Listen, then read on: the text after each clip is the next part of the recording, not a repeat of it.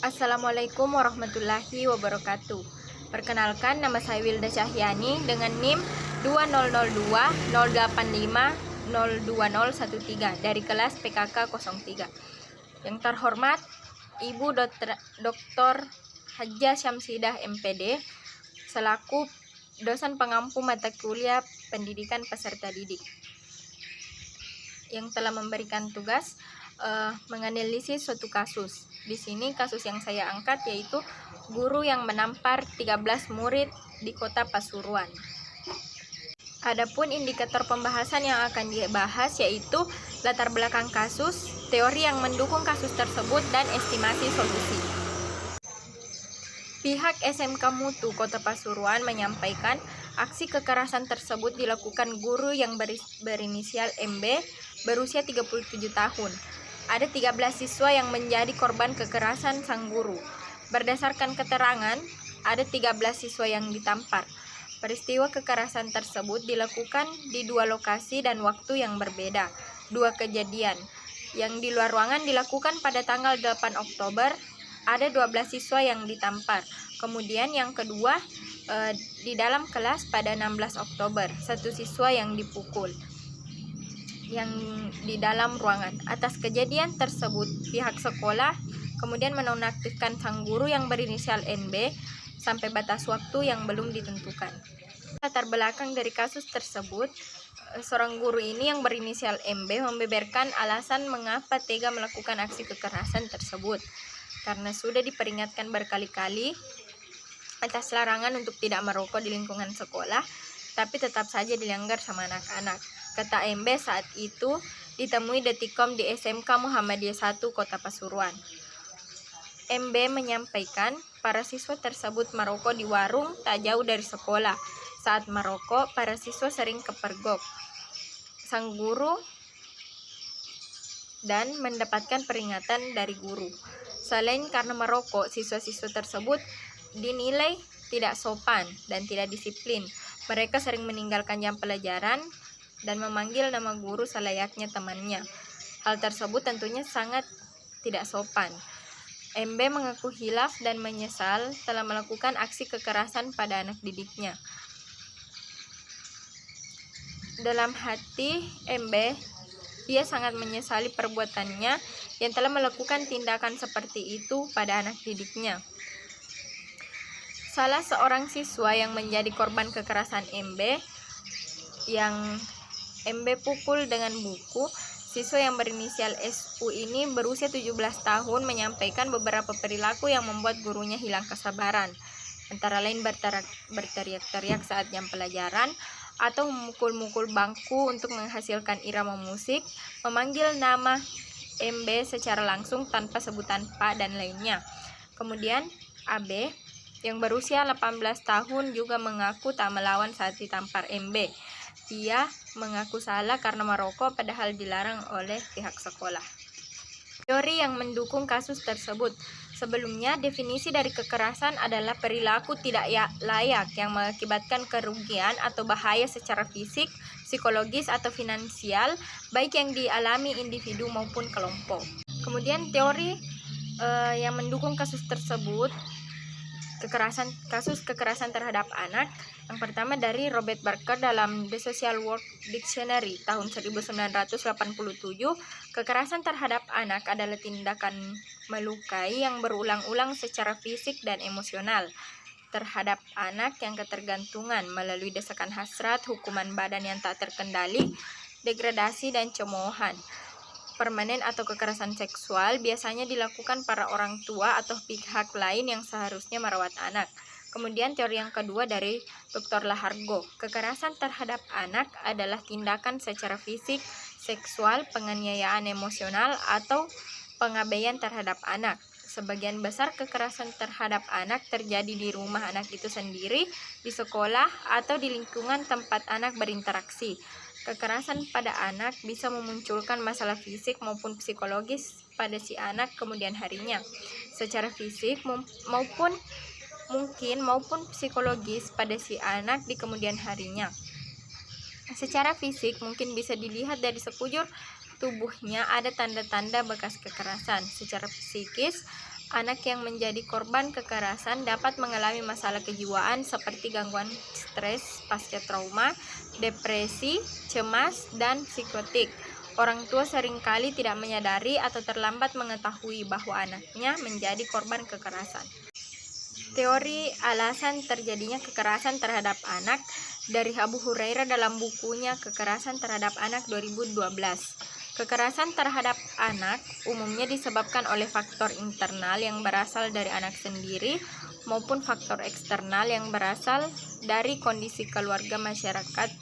Seperti yang pertama, anak mengalami cacat tubuh, retardasi mental, gangguan tingkah laku, autisme, anak terlalu lugu, memiliki temperamen lemah, ketidaktahuan anak akan hak-haknya, akan terlalu tergantung pada orang dewasa. Kemudian yang kedua, kemiskinan keluarga, orang tua yang menganggur, penghasilan tidak cukup, dan banyak anak.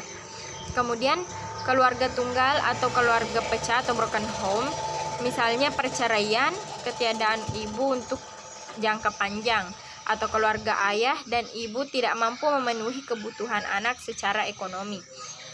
Kemudian yang ketiga, keluarga yang belum matang secara psikologis, ketidaktahuan mendidik anak, harapan orang tua yang tidak realistis, anak yang tidak diinginkan, atau anak kecil, anak yang lahir nikah.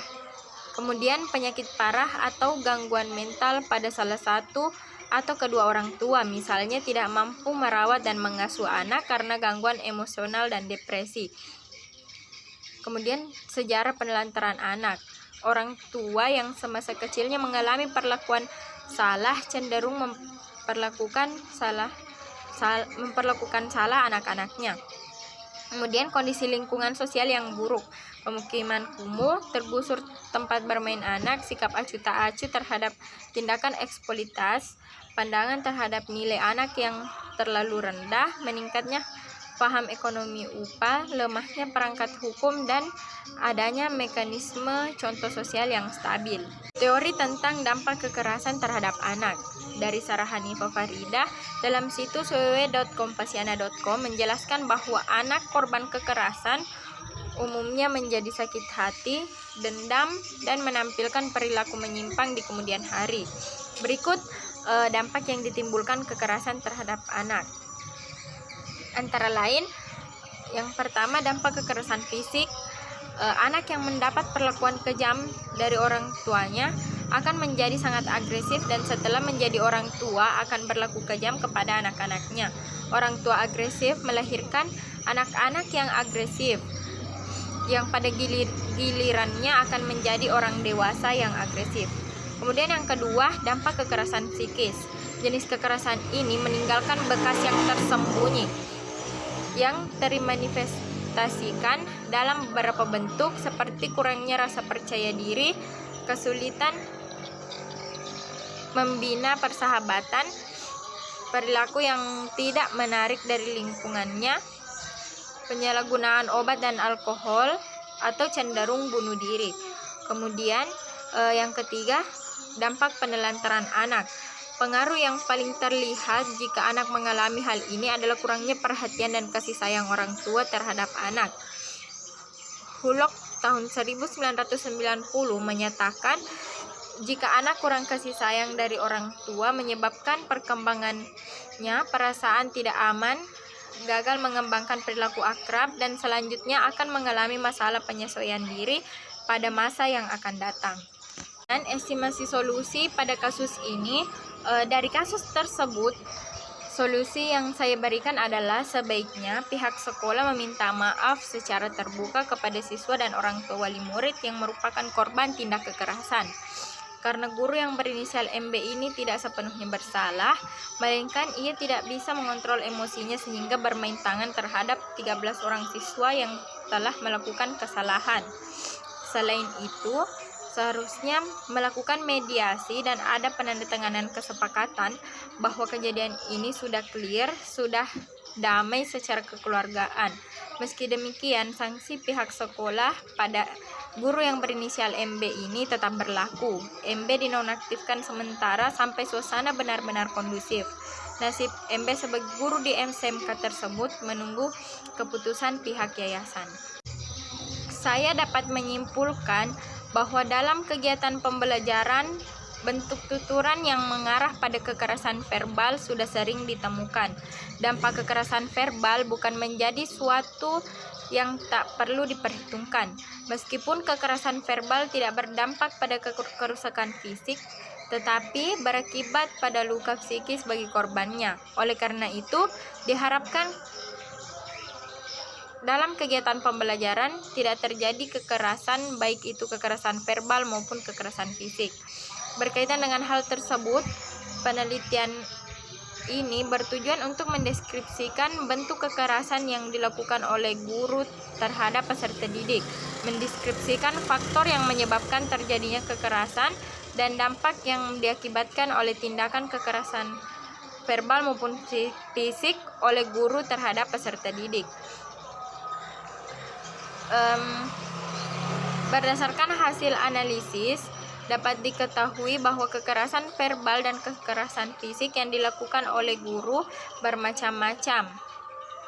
Antara lain seperti mengancam, memarahi, mengumpat, memaki,